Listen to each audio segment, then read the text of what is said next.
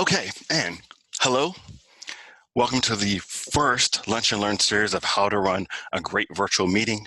My name is Derek White. I'm the multimedia multimedia education coordinator here at MCM. This presentation is an overview of some of the tips and best practices as to how to give an effective and efficient virtual meeting or a video conference call. In our current state of the world, today we're in, as you know, we have this huge pandemic that's going on, and so with social distancing needed, but still wanting to be active in the workplace, it's really virtual meetings is becoming a norm, right? Probably many of you all have already been part of or done virtual meetings yourself, either as an attendant or even maybe as a host, and hopefully this will help give you some extra tips and clues of how to take your host or your meeting kind of to the next level. Okay. So before we really jump into this, what I'd like to do though is introduce our director for education and community engagement, Ms. Jasmine White, who is going to give you just a little intro and hello. Thank you, Derek. So I also want to welcome everyone who is participating on our Lunch and Learn presented by MCM.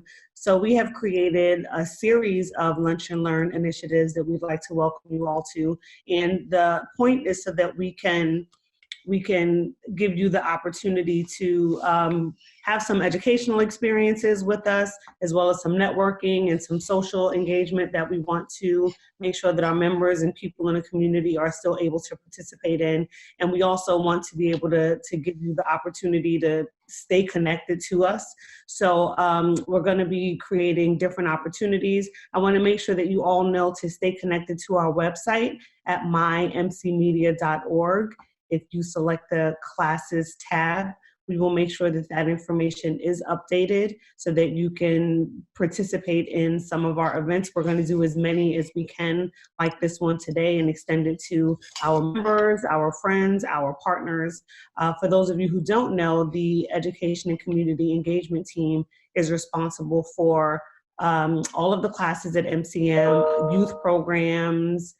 We maintain the cable access channels for Montgomery County. So we also manage programming for people who create their own content and submit their content. We make sure that that is aired and shared with the Montgomery County community. We also assist access users and our volunteers with creating their own content by teaching them how to shoot, how to edit, how to produce, how to podcast, so that we can give them the opportunity to share their messages with Montgomery County and the greater world, because we also host on our YouTube channel as well. So I just want to thank you guys again for joining. If you have any additional questions or ideas, Derek is going to allow the space to receive that information either via the chat or for additional discussion after the recording is over. So hopefully you can get as much information as possible so that you guys can run great virtual meetings and you can say that you learned it here at MCM. So I'm going to turn it back to you. Thanks, Derek. Thanks, Jasmine. I really appreciate that. All right, so let's not waste any time. We're going to get right into our introduction series. So again, one of the things I want you to also realize as you're looking at our visual presentation here and getting these great tips, remember too that what your attendees are maybe going through in this kind of crisis that we're also in, right? So it's not business as usual when we're doing virtual presentations anymore. There's stress and wellness factors that are definitely you need to take into consideration as you're going through this. So just something to kind of be aware of, and you know, sometimes people who are around you might have family members that are around. You still might have noise factors, distractions. So usually this is probably a time where we're a little bit more lenient with how we do business. And even if you can, you know, bring it into the fold, because it might actually be pertinent to what you're doing in your own meetings and what you're running. So just something to think about. Okay. So with that, we're going to do our, we're going to go over, we've been through kind of our introduction, talked about our house rules. where we are going to cover video conferencing software, some of the good, all different types of web-based and cloud-based software that's out there for you to do your video conferencing calls. We'll talk about a few equipment tips that are different types of equipment and some of the do's and don'ts and maybe best practices for that. We'll also do the best practices before your meeting. What are things to prepare for before you get started? What's on the agenda, right? What do you need on top of what your topics are? What are some things you should do to make sure that your meeting is also just as effective? Don't be a talking head or a PowerPoint ranger. What does that mean? We're going to kind of go through that. And then finally, we'll do some follow-up questions. And that's when we'll stop the presentation. And then we'll go a little bit deeper and hopefully opening up the mics and then talking through questions and answers if anyone has any. Okay. So let's talk about the different types of video video web conferencing software that's out there. Okay, there's a lot of different types of software that's out there, and especially now more than ever, we're using using and learning about so many different new web conferencing software devices that are out there and applications that are out there. These here are just a few for that I kind of brought up that are some of you all may definitely recognize. For example, Zoom. Zoom is obviously what we're using here. It's a big feature. Zoom is free, so it's kind of why you kind of probably see that a lot more. You have certain things like GoToMeeting, which is like a mobile-friendly. It's used a lot more for, it's great for smartphone devices and your iPhone devices. Skype is also a free web-based application, especially if you have a Skype to Skype. If all your members have Skype accounts, then you actually can have, it's actually a free session. It gets into some prices and their cost involved when you start getting into the outside down in time. I won't jump into all of those. Google Hangouts, Hangout Meets is another active one. Google Hangouts actually is great for kind of smaller groups, and they have limitations on it, but it's also free. Google Hangouts not too long ago, a couple of years ago, went to Hangouts Meets, which is more of a business type selection that you can go to, and this was used for larger audiences, and there are some costs associated with that. Freeconferencecall.com is actually a great free web-based, no downloading needed, but there's a limitation that you're only allowed 5 individuals on any one given meeting. So it comes with a few limitations, but still, if you have a small meeting, that's something great to look at. Cisco WebEx is, if anyone knows or understands anything about Cisco, Cisco is the IT company, the premier IT company that it definitely is the cream of the crop.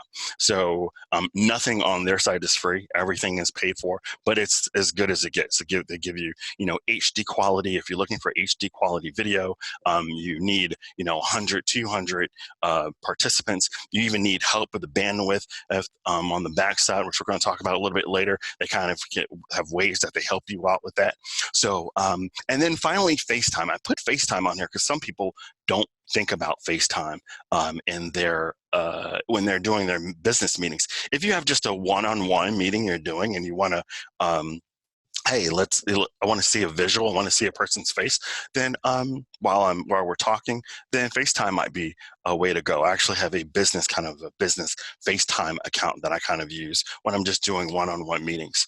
One of the most important things, which one is good for you? Well, it depends on what type of meeting you have. If you have smaller meetings, larger meetings, if you're trying to do more interactive chat features where you have to do more, you're trying to, it's a working session, right? And not just like a presentation you're giving, then some work well over the others. I encourage you to go out. You can Google, Google any of these, find any of these out on the, all of these are all over the web, and they do a really good job in explaining all of their features and, if anything, the costs that are associated behind it. And these aren't all of them. There are others, right? There is CyberLink U. There's also a new one called Blue Jeans Life Size. So there are others out there that are kind of even more outside the box thinking. And it's something you might want to look at, right? As we are going through and more people, we're dealing with the social distancing, more and more individuals are leveraging virtual conference meetings to handle their business and do their calls, which means it's an abundance. And so people even now are starting to get burned out of these things, right? So sometimes it's a matter of, hey, what can I do that's outside the box and bring something new and refreshing to the table? And so I encourage you to kind of look at all of these different types of web-based applications, both web-based, cloud-based, and even some of them you download, and see what works or what fits, what's the right fit for you for that particular meeting. Okay. Okay. Whoops, sorry about that. Moving on to equipment tips. So what kind of equipment do you need? There is not a lot you need to be able to get started with this, right? The biggest thing you want, of course, is you need a computer, video conferencing machine, or even your mobile device. Like I said, you have WebEx and you have certain other applications that actually leverage your smartphone and your iPhone quite well for doing video conferencing. Okay, with a laptop, usually you need like 2 gigs of RAM, which most laptops, it's kind of a norm today, so you usually don't have a problem with that. Your webcam, you need a decent webcam or your internal camera that's on your laptop or your, like, let's say your iMac, for example. I'm actually using an iMac and I have an internal camera that I'm using for this presentation. You can also buy actually an external webcam that you can attach to it. Usually the webcams give you better quality, right? Better and higher resolution. And so if you're looking to really have a nice quality video, and especially if you're wanting others to see what you're doing and you're trying to get that real premium look, something you might want to look at, is actually going to an external camera, even though you might have an internal camera. Your microphone headset, your external internal microphone or headset. Most laptops, computers, right, have a internal microphone that you can leverage and use. Or you can use a kind of a desktop microphone, or in this case, as you see, I actually have a headset microphone that I'm using. This is a Logitech microphone. I prefer using some type of a headset or an external microphone versus what the laptops have. Laptops will work fine. I mean, like for example, Jasmine was just on and she was talking just fine. You could hear her really clearly. But I hope you can also probably see the difference in the clarity that I'm speaking versus what you heard Jasmine speaking in, right? It wasn't bad. It's just different. And as a sound guy, I'm a sound guy, and sound is really important to me. So I just choose to use a headset to be able to both speak for you to hear me by and for me to listen to you. I like the headsets to be able to listen clarity, have better clarity to be able to hear you when you're speaking. So those are some of the things you want to look at. And then last, definitely not least, is a broadband connection or your network bandwidth. This, by far, is probably one of the most important aspects you need to look at for your setup, right? Your bandwidth is possibly the most important asset to a successful video conference call. If you don't have a good bandwidth, broadband connection, or network bandwidth is low, then your video meeting is likely to fail. And sometimes it gets disconnected. And probably some of you all have seen that and probably witnessed that. So how do you know what your broadband connection or network bandwidth is? Before we get into that, let's talk about the setup. first, if you have a laptop, let's say you're using a laptop here, I'm using actually a desktop to do my presentation. I also decided, though, I'm not using Wi-Fi. I'm actually hooked into a LAN network, which is really important. And Wi-Fi is great, but the hard line, right, is always better to be able to look at. You have a more solid connection. You know, with the Wi-Fi feature, it's not going to probably break on you, right? So always recommend it if you have a LAN network cable connection, use it. Most of you all, if you're at home, might not realize that you do have a LAN network connection in the back of your router. You have a hardwire plug-in that you can buy a LAN network cord, plug that in, and then plug that directly into your computer. If you're finding that when you're doing your meetings, it's becoming a little bit of a problem, then try switching over to the LAN network versus the Wi-Fi. All right, it's something you should be able to check into. Okay, so once you do that, then let's say, hey, how do I know what my network, my bandwidth connection is, right? That's the next thing we're going to look at.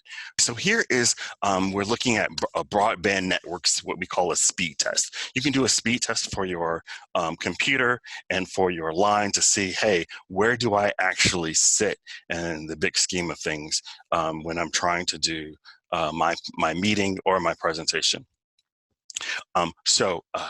General rule of thumb, for every network or bandwidth is measured in what we call megabytes per second, okay?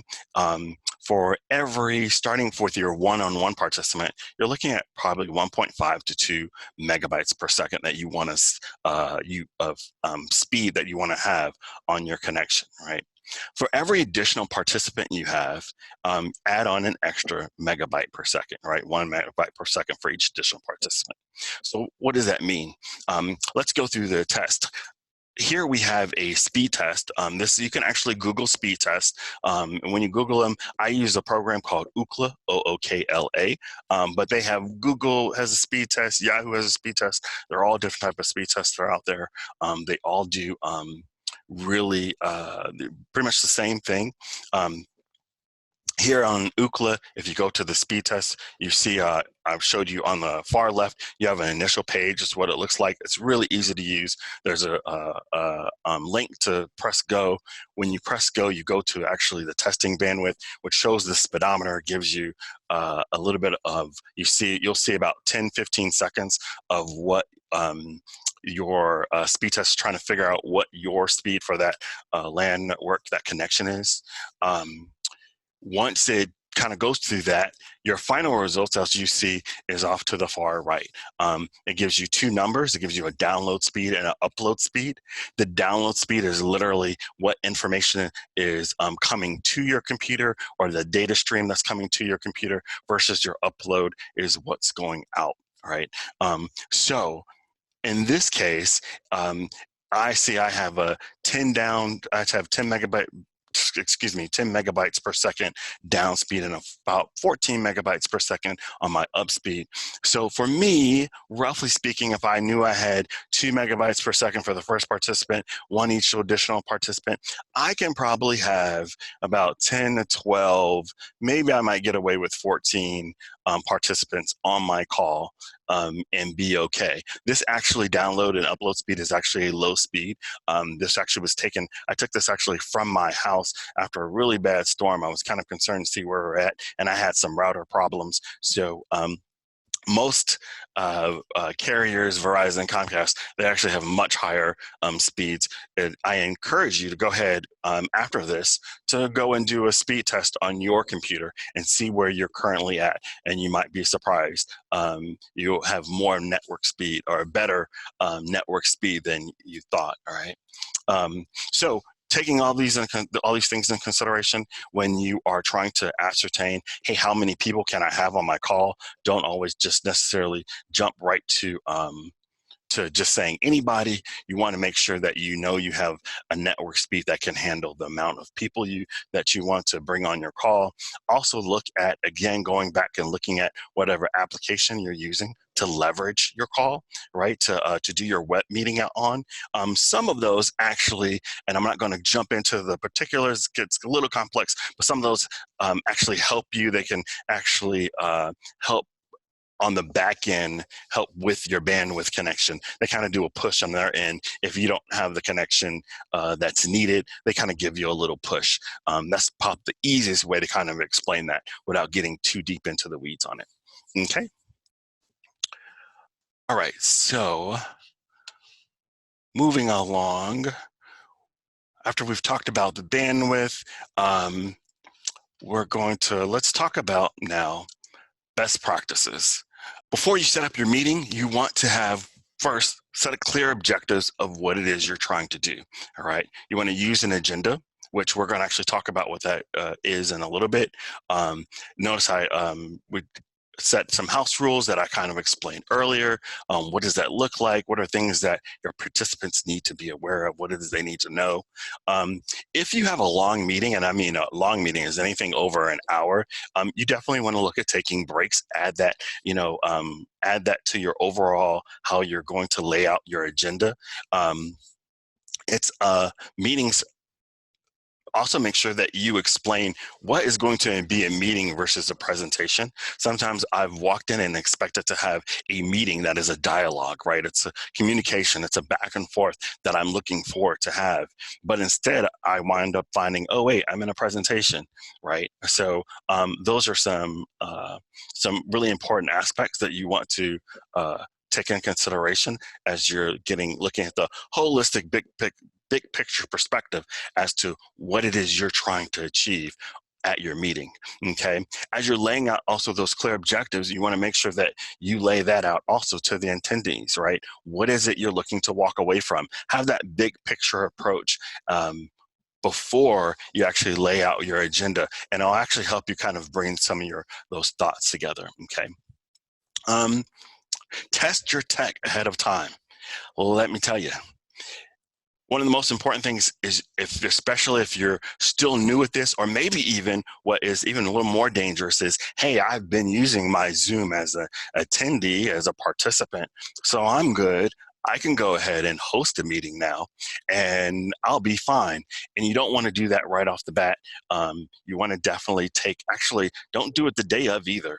Take a few days prior to, I would even recommend a week out if you can, if you're able to practice all of the tech that goes behind putting a meeting together. For example, what web conferencing software are you using?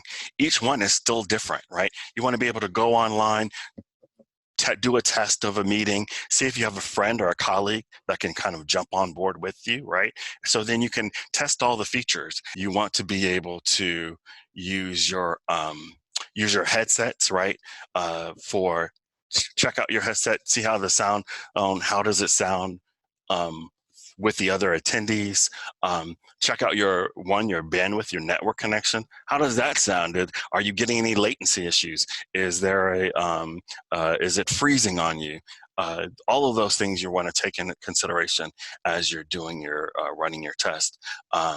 And before you do your meeting. For me, for example, I actually I was having a network issue, and my Macs, as you know, don't have a network adapter that I can do. I can usually just hook in a hard line to, right? So I had to order a network adapter to plug into. So that's going to take some time. I had to order it, so it's a few more days, and then I could test my connection. So little things like that, you definitely want to be able to streamline and fix, so then you can have a really nice, clean, clear meeting, okay? When you schedule your meeting, look at your audio options. Always add an audio option to it. Most, not all, most web applications or video conferencing applications add an audio option for you, but there are a couple out there that don't. You have to add it. You have to go in and add it instead manually yourself. And the reason why that's important is because we don't want to assume that everyone has the ability to be able to get on via a laptop. Like you said, maybe we're in some trying times right now, so maybe a person's not able to get on via they don't have a good network, maybe they don't even have internet, but it's still important for them to really be a part of this meeting. So obviously having a phone option is the way to go for that individual. Okay. While you're testing your connection, you want to look at what you've got going on around you, right? Take notice as to, hey, what else is everybody seeing, all your other attendees are seeing while you're doing your meeting? Do you have something in the background that you don't want someone to see? That might be a kind of a big no-no, right? You don't want to kind of go into any kind of embarrassing moments like, whoa, I didn't mean that for that to be there. And then taking it to the other side of the spectrum, how can you make your the look and feel of what's around you as professional as possible? Okay, I actually came into MCM today. There was a little bit of a last minute because I had my own troubleshooting issues at my house. So I immediately came in here and what could I do just really simple, quick, so then I have a kind of at least a nice looking background. So as you see, I kind of just pointed the Macs and laptops and just kind of gave them a little bit of a presentational look. They're not on or anything like that. It's just something so then it looks neat, respectable, and professional. Okay. There are other features you might want to look at. For example, Zoom does have virtual backgrounds they can use. Those are definitely things that you want to test out and take a look at before you actually jump in on your meeting. There's a couple little aspects that you could run into with definitely, green screen versus no green screen. I won't get into all those details, but that's definitely something you want to kind of take a look at if you're considering using kind of virtual backgrounds. And then lastly for this, thinking about whether you will need to assign a facilitator. A facilitator, a technical moderator, sometimes we call them a co-host. That's the person that's kind of also on the side, on the sidelines working for you. While, for example, I'm actually doing this presentation or I'm doing a meeting, and especially if we're in dialogue, there might be another individual that actually is on the side taking care of people who are that raise their hands and have questions, or sometimes they might be late to a meeting and so they're looking to get in. Those are kind of aspects that can be handled by the moderator, by the the facilitator or that technical moderator, so then you can just concentrate on the presentation. Once again though, you have to look at your accounts, what accounts, web apps or what kind of virtual meeting apps allow for you to have a moderator or more than one host. Usually that might come at an extra price. So that's something you want to make sure and take a look at all those things. You definitely want to have a facilitator. If the more people that you have on your call, then the more important and critical it is to have that facilitator with you. I found once I start getting over about 30, 40 people, it starts to be a lot, and having that technical moderator that can not only handle all the technical issues that are going on during the presentation, but they can also kind of get a feel of the pulse of the audience, right? Taking questions and feeling the audience out to see, hey, is every participant's questions being answered? And if not, what needs to be done about that? Okay. And moving on to, let's talk about the agenda. What's in your agenda is obviously one of the most important aspects of the entire meeting, right? Whatever agenda you make, you want to make sure that your attendees are aware of it, whether you're doing a meeting or even kind of giving a presentation.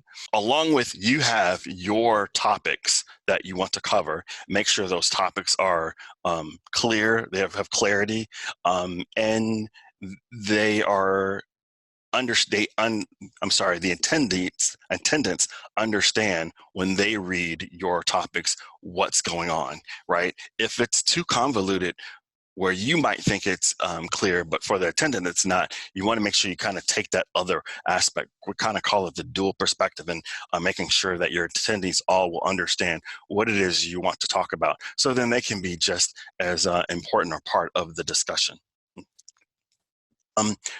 Who's on the call? All right. One of the things you want to look are also put on your agenda is seeing if you can do a go around and talk about who's on the call, especially if it's a meeting. Individuals or attendants want to be part of the meeting, and you want them to be part of the meeting because you want to get that feedback, you want to get that communication. But you can't do that if you haven't really introduced people, right? So attendees kind of know, well, who else is on this call, and what importance, or what is it they bring to the table, and then, yes, let me introduce myself so then I can tell the rest of the audience or who's sitting at the table, what is it that I bring to the table. So those are all really important aspects that you want to be able to really take a look at. Now, can you do that in all circumstances? No, you can't. Obviously, if you have a 200 meeting attendees, you don't want to do all around, hey, let's go around and meet everyone, because of course you'll be there all day. All right. For smaller meetings, you can do that. Once I sat on a class actually of 30 people, and we did do we did a go around of, hey, what's your name, and one reason why you're on this call. It actually went pretty quickly, so it is doable. You could tell that the moderators and the co-hosts and technical moderators, you could tell they were practiced and well organized to be able to do it efficiently and effectively, which is one of the most important aspects. So moving on to other aspects you want to look at is the icebreaker, right? If you can, add an icebreaker to your meeting. Why is that important? Sometimes jumping off, right now we've been all in parts. We've been in meetings, and we've been doing been part of different Zoom meetings and WebEx meetings and Skypes, doing the whole video conference call thing. But it's something within those meetings, do you have an opportunity to be able to get comfortable with who you're talking to, right? So sometimes having that icebreaker kind of breaks that shell and breaks down barriers and gives people a little bit more, it makes them more comfortable to be able to talk to, okay? One of the things that I always look at, if you can, doing that one, going around the room and asking questions, is an icebreaker. I won't go into different types of icebreakers. You can actually Google the icebreakers, and there are all different types of icebreakers that are out there that you can leverage and use. So I encourage you to go out there and see what works for your style of meeting, especially there are ones that are for smaller groups. There are icebreakers that are for larger groups. So definitely you can, there are different aspects and layers to doing all that, but you definitely want to add that to it. And then, as I said, define and always make clear the state of the meeting, what your goals are, what's the discussion topics. Make sure that even in a meeting, others speak. Typically, we can get into conversations where we become the talking head again, right? And we don't allow others to not only speak, but to provide feedback. So you might want to, in your agenda, when you're putting your agenda together, to make sure you add that kind of component. Hey, this is where I want to make sure that I ask questions, right? You might find that your attendants aren't communicating just because they're a little bit shy, right? Starting off, all right? So put some questions in there that can encourage some feedback. And once the communication process starts, then you probably see even a better flow of attendant participation. Make sure you minimize your presentation length. Don't get all long into your presentation or in your meeting. If there is a presentation that you're giving, right, along with, like, this is a meeting, but there's some slides I got to talk to you first. Make sure that you try to minimize that as much as possible. You can start to drive people away if your presentation is just long and drawn out. All right, get in. Tell your audience or your attendants what they need to know, get out, and in between that, it's less of a presentation and more of a meeting if in between those topics, once again, you ask questions and get feedback, and then it's more topic to topic discussion, and you'll find it actually more effective. And finally, provide a final review of your topics and discussions. What's the takeaways, right? What are next steps? What are you looking to do? What are you looking for your attendants to do? Put that out there so then you can actually start laying out what your next meeting is going to look like and start getting people on board with those kind of things. Next thing too, along with doing your presentation, also might be, we're going to talk about the visuals a little bit. With visuals, there comes slides, right?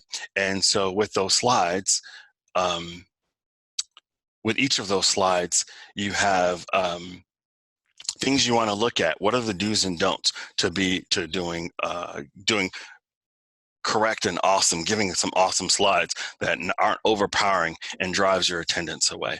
Okay, along with so with that, let's say, for example, slides, you want to be concise, right? You want it to be to the point. As you see, even the slides that that I provided, that I shared with you, those were slides that I really make sure there were finite points. All right, and then in between that, if you notice, along with giving those slides, I'm also now talking to you.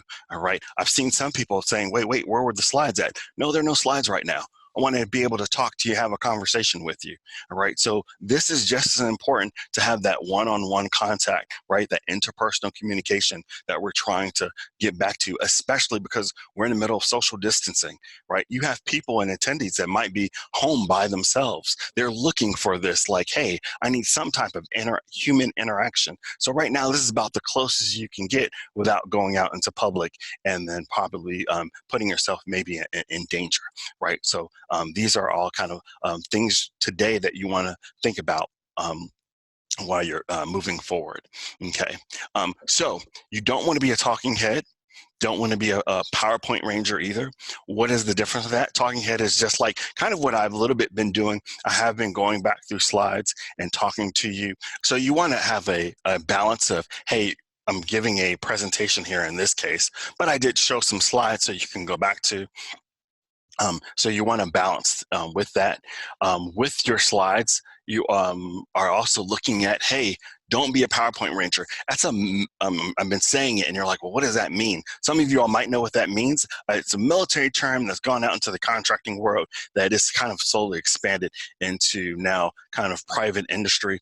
And literally, a PowerPoint ranger is someone who puts a slide together that is just so overwhelming that it's just too much to bear, right? And this is kind of an example of a PowerPoint ranger. This is actually a real PowerPoint slide that was created during, shortly not after 9/11. This is during the Afghanistan efforts. And this was actually part of a video conference meeting too that I was actually part of. And this, everyone looked at this and said, whoa, what is this? What's going on here? This is a lot to be able to take in, and it was just too much. All right, this is something you want to try to avoid. Along with that, here's another one. This was a defense acquisition management presentation that I was also part of. Again, also too much, just over the top. This one's even worse because you can't tell here. This is the final slide, but this actually started out with parts of the boxes that were flying from one side and some spinning in the other, and literally like these boxes are all coming together like you're seeing, and then 2.5 hours later, this is where we're at, right?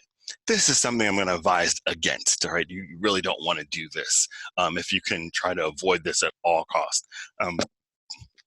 This was very confusing, and even some of our smartest individuals just didn't know what to do with this. So definitely a kind of not to do.